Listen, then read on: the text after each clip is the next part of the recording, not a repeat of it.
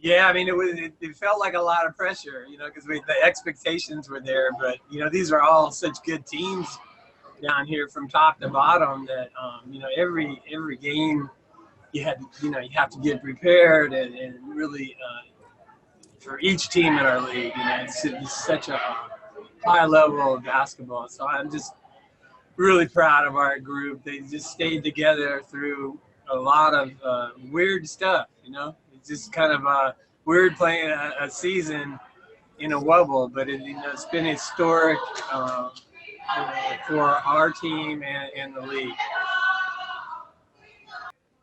Yeah, I mean, you have doubts throughout how it's gonna happen. Even getting started and just such an unknown situation that really we're all in worldwide. I think, but to pull this off, I think. Kudos to our league president, Kathy Engelbert, and her staff. I think they did just an outstanding job, building this, finding a place, building the parameters of how it would work, and we're just really excited, to get to play just so well. I thought all the way through, with some adversity, and then just to represent, what's right and what's just. I think, that's the bigger picture here is, besides the basketball on the court, just trying to progress, the justice and truth and just the right way for the world should be going. And I think, this league and our team made a statement about it. I think that, the other side of that is the women's game, hasn't gotten the respect, and partly because of the white guys that are writing those type of columns. Let's y'all white guys wake up out there, man. You got a whole tremendous gender that can flat out play basketball. So maybe it's time to move into the next century. Thank you, Stewie. Okay, it sounds like Stewie's ready to come in. So thank you for being here, Coach. Yeah. You're up. Hi, guys. I have media, bye. My phone? Sorry, guys. I'm doing the whole media with the goggles. Oh, we got to get the bun in there. All right, Stewie's ready. I mean, I remember where I was last year during the WNBA Finals, and I was in North Carolina with my family. And it was hard for me not to be upset because I wanted to be a part of the league. Obviously, I wanted to be with my team and, have the opportunity to kind of be back and defend our title. But to be able to be here, to get through all that we've gone through as a team, obviously individually, it's an amazing feeling. And, there's so much of an unknown that you don't know after, rupturing my Achilles. But I'm, super, I don't know if I'm proud of myself, but,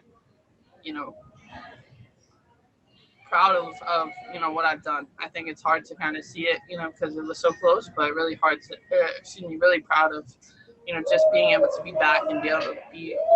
Yeah. Thanks, Stewie. Next question here from Howard Magdal. Go ahead, Howard. Congratulations on this latest championship. You were talking about how it's hard sometimes to take a step back when you're in it. But I'm wondering if you're able to kind of process everything you've done by age 26. I mean, collegiate titles and now these two finals MVPs and championships. Do you ever take stock of it? And I guess related to it, do you ever think about where you want to be? You were obviously famously talking about 4 championships in 4 years in college. The record for the WNBA is 5.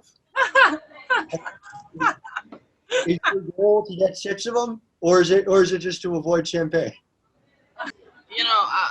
I don't know. I don't know. I think, especially the past few days, knowing that we were going into Game 3, having the opportunity to be back, win another finals. I didn't know what was going to happen after rupturing my Achilles. You see all the worst things. You see all the worst, and then I wasn't sure if I was ever going to be back to where I was. But to be able to be here, to be able to, see myself playing like this and, having so much potential going forward, it's exciting, but at the same time, also really appreciating what we were able to do this year. Being able to play with Sue, I guess it just makes you appreciate more. And I think, I'm just appreciating more of my basketball career, excuse me. But yeah, I want to win. Yeah, I just think, being the last two teams standing, probably just the last two who can continue to kind of have this moment, right? Like a mic in front of our faces, to be on live TV, and to be able to have that platform. And so as the last two teams, we definitely wanted to just continue the message, continue to say her name, continue to make sure that Black Lives Matter. Obviously, everybody knows why we came here. I think we did, looking back, an incredible job of being activists, of organizing, of really, I was going to say like push the needle. I don't know if that's the right term for it, but it's sometimes hard. I said this the other day, it's sometimes hard to know the impact you're having, but there's been moments where we've actually been able to see it. And I'm just so proud of this league, these players. It's been amazing. So, in some ways, just an honor to be part of the last two teams standing, and an honor to continue the message, to continue to spread the message that we started. What's today? When did we get here? June, July. Thank you. What we started July 6th. So that's all it's been. That's what it means. This one is really special. This one's special just because of the reason that we were here in the beginning. We wanted to bring awareness and give a voice to the Black women that are often forgotten in this country. We are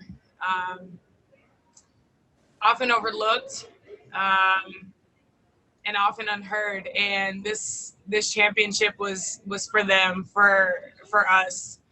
As a league of women, of Black women, and the ladder of being different, we have women out here fighting for the voice of Black women in this country. And so to be able to come out here tonight and win this, it's a championship for little Black girls and Black women across this country, honestly. I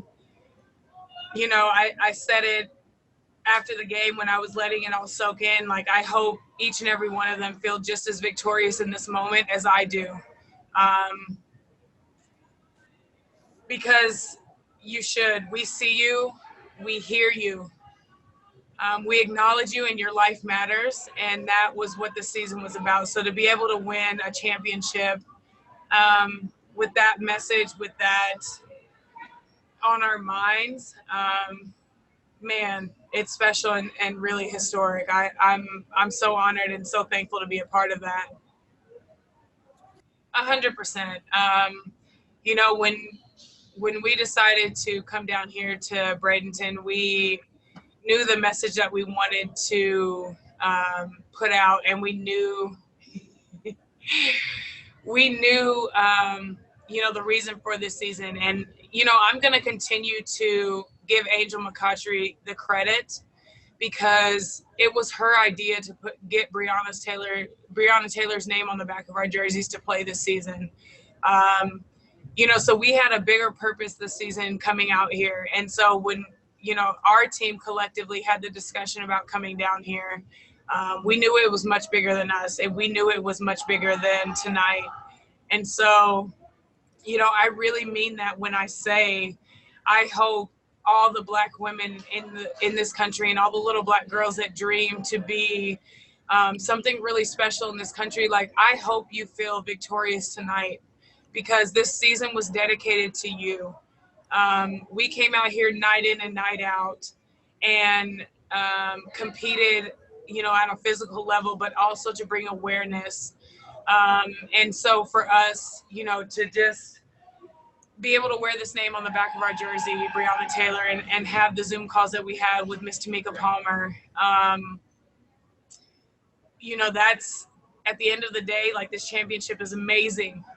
It really is. And I'm super grateful for it. But the awareness and the message that we were able to get out is even greater. And so, you know, we're less than a month away from elections. You know, deadlines to register to vote were today, but we have a lot more work to continue. And Sue alluded to it, you know, just us being the face and kind of using our social media platforms and platforms that we have like this, even just speaking to raise awareness of the importance of voting and what comes after this is going to be a continuous fight. And we're ready for it. We're built for it. You know, that's what the women of this league are made of. We're built to fight. We're built to stand up for what is right in this world, and we're going to continue to do that, whether, you know, it's here winning championships or being in market and overseas in these next few months. This still was a very challenging season with, you know, a lot of ups and downs, living in a wobble, being away. So, you know, like every team, we had our moments for sure. And I think I said this after the semis, something that wasn't really talked about much was that both Stewie and I, going into the semifinals, hadn't played in like a week and a half or so, maybe even 2 weeks. And then same for AC, who tweaked her ankle in that last regular season game. So I understand what the results were, and I understand on paper it'll look like we sweeped, you know, two very good teams in the semis and the finals, but we were still this, interestingly enough, we were still this work in progress as we were going. I think, to be honest, game one and then game two. This is just crazy. Oh, here she comes. Are you not or no? No, Why? they're asking questions. This is when Stewie. Haley! Haley! Just goes. One more. Yeah, one more. Okay. Anyways, yeah, if anyone saw Stewie at the parade last year, she's approaching that. Anyways, so yeah, I mean, I think game one and game two of the semis, you know, we played against a team that was peaking, and we had to figure some things out because we were kind of the opposite of peaking, but we did. And, you know, that's what championship teams do. They find ways.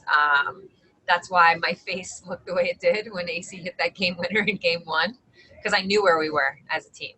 But from there, we definitely started to get better and better, and we're able to just roll.